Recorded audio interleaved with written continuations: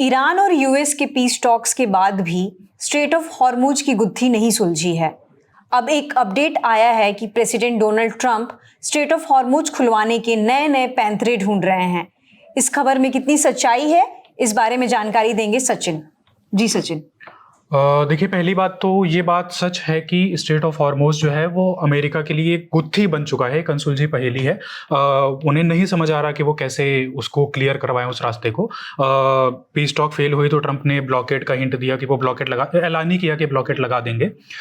लेकिन वो ब्लॉकेड तो जो ईरान से आएंगी जहाजें उनके लिए है, बाकी जहाज़ों को आप कैसे स्ट्रेट ऑफ हॉर्मुज से निकलवाएंगे, ये तो सवाल अब भी बना हुआ है। तो अब कैसे स्ट्रेट ऑफ हॉर्मुज ये खुलवाया जा सकता है, क्या ऑप्शन हो सकते हैं अमेरिका के पास, ट्रंप के पास, इसे लेकर जो इंडिया टुडे की ओपन सोर्स इंटेलिजेंस टीम है उन्होंने एक बढ़िया रिपोर्ट की है, एक पता लगाने की कोशिश की है कि अमेरिका के पास क्या ऑप्शन हो सकते हैं जिनके जरिए वो कम से कम स्ट्रेट ऑफ हॉर्मुज अभी के लिए वो एक टेम्परेरी रास्ता वहां पे खुलवा सके।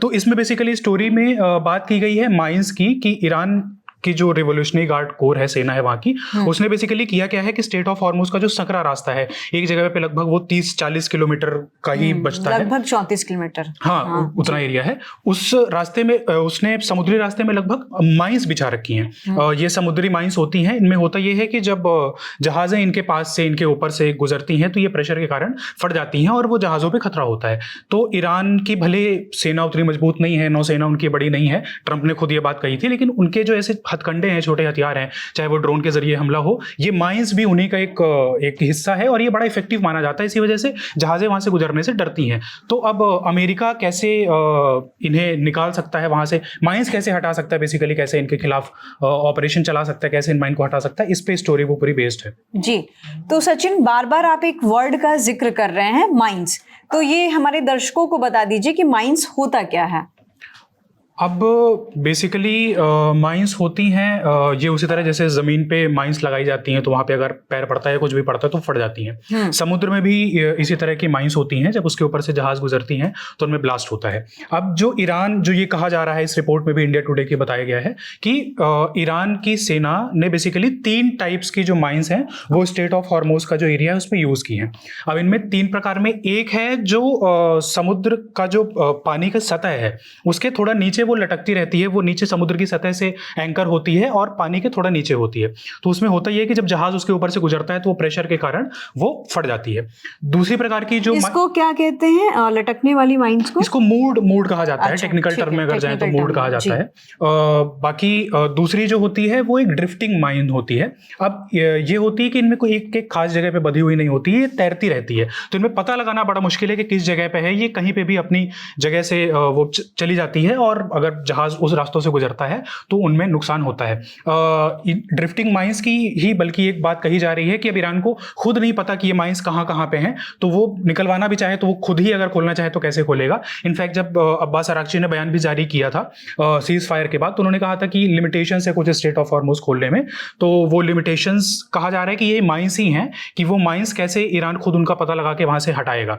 तो ये ड्रिफ्टिंग माइंस उसका एक नमूना है। और तीसरी जो माइंस होती है ये और थोड़ा खतरनाक होती है। ये समुद्र की जो एकदम जमीनी सतह है नीचे, पानी के नीचे, उनमें रेत के नीचे ये माइंस छिपी होती है। अब इनका पता लगाना और भी ज्यादा मुश्किल होता है कि ये कहां पे छुपी हुई है। और ये बेसिकली जब इनमें प्रेशर बहुत दूर से भी जब जहाज ऊपर से गुजरते हैं तो इनमें प्रेशर पड़ता है, वो रेडिएशन के जरिए, सोनार के जरिए ये फट जाती हैं। उनमें जब इफेक्ट आता है ये कैच कर लेती हैं और फिर नुकसान ये करती हैं। तो बेसिकली ये 3 प्रकार की माइंस जो अभी कहा जा रहा है कि ईरानी सेना ने वहां पे उन एरियाज में लगाए हैं, और इन्हीं का हल अमेरिका को ढूंढना है कि कैसे, अमेरिका और बाकी देशों को भी, कि कैसे इनसे निपटा जाए और वो रास्ता फिर से खुल पाए वापस।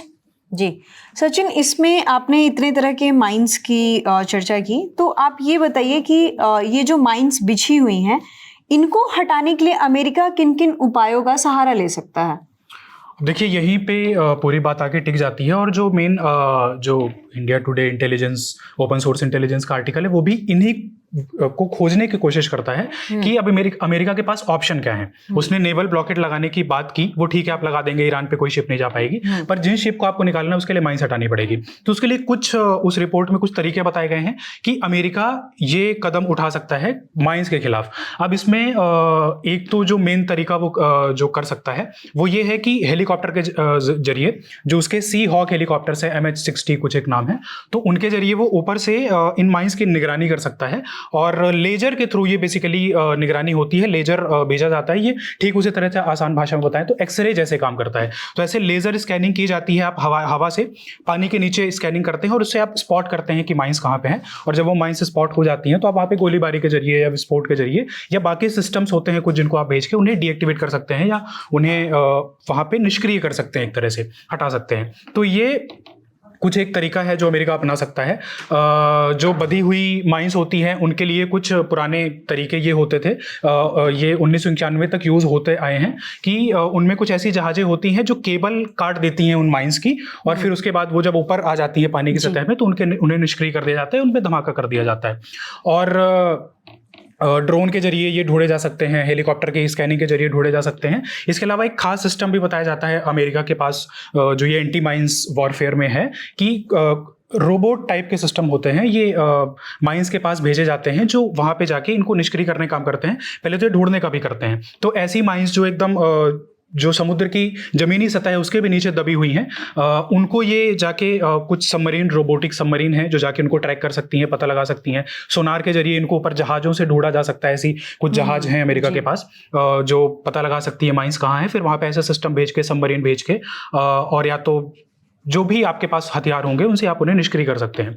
ये कुछ ऑप्शन बताए गए हैं जो अमेरिका अभी उन्हें हटाने के लिए कर सकता है, लेकिन ये थ्योरेटिकल बात है, प्रैक्टिकली इन्हें करना बहुत ज़्यादा मुश्किल है। सबसे पहले तो इसके लिए खुद US नेवी की लिमिटेशंस हैं। अमेरिका का जो एंटी माइंस सिस्टम है वो बताया जाता है, इस रिपोर्ट में बताया गया है कि बहुत पुराना हो चुका है। वो उन्होंने इस सिस्टम को ज़्यादा अपग्रेड किया नहीं क्योंकि ज़रूरत इसकी पड़ी नहीं। तो अमेरिका के पास बताए जाते हैं कुल ऐसे 4 जहाज़ हैं जो ऐसे एंटी माइंस ऑपरेशन कर सकते हैं जिनसे, और वो जहाज़ भी मुश्किलात है कि स्ट्रेट ऑफ हॉर्मुज़ के एरिया के पास है ही नहीं। वो जहाज़ तैनात है जापान के पास। तो पहली बात तो वो वहाँ तक आएंगे कैसे, और जब आएंगे तो ऑपरेशन होंगे। और अगर वो जहाज़ आ भी जाते हैं तो वो पुराने हो चुके हैं, तो उनकी इफेक्टिवनेस कितनी है वो भी अभी पता नहीं है। और कुछ नए सिस्टम इजाद किए हैं अमेरिका ने, लेकिन उनका अभी तक ना तो ठीक तरह से टेस्ट हो पाया है, ना तो real life war like situation में उनका यूज़ हुआ है। तो पता नहीं उनसे कैसे, और वो अभी पूरी तरह डेवलप भी नहीं हुए हैं कि उनका यूज़ हो पाए। तो कुल मिला के बात यही है कि ऑप्शंस है अमेरिका के पास, वो ढूंढ रहा है, खोज रहा है। ये भी बताया गया है कि 2 स्ट्राइकर जो हैं अमेरिका के, नेवल स्ट्राइकर, वो वापस से स्ट्रेट ऑफ हॉर्मुज़ के अंदर उन्होंने एंटर किया है 11 अप्रैल को ही। तो वहाँ पे स्क्वाड पढ़ा रहा है US नेवी अपनी पढ़ा रही है, कमांड सेंटर वहाँ लगातार अपडेट दे रहा है कि हमारी नेवी सुरक्षा वहाँ पे दे रही है नावों को। लेकिन जो माइंस वाला सवाल है वो अभी भी अनसुलझा हुआ है। ईरान इसमें काफ़ी इफेक्टिव अभी तक हुआ है और उसने पूरी तरह से ट्रैफिक वहाँ पे रोका है, वहाँ से जहाज़ नहीं गुजर पाए हैं। हमने देखा ही कि किस तरह से जो जहाज आ भी रहे हैं, भारत के भी इनफैक्ट जो आ रहे हैं, उनको स्पेशल परमिशन लेके ईरानी सेना से लेके आना पड़ रहा है। तो फिलहाल तो अमेरिका के पास यही एक रास्ता है। अब ये बातचीत के जरिए सुलझे या अमेरिका वॉरफेयर के जरिए इनको अपने जहाज के जरिए सुलझाए, ये देखने वाली बात होगी। जी सचिन, इसमें मैं एक लाइन और बस ऐड करना चाहूंगी कि ईरान के पास कुछ ऐसे छोटे छोटे सबमरीन्स हैं जिसको हिंदी में पनडुब्बी कहते हैं, जैसे खदीर हो गया।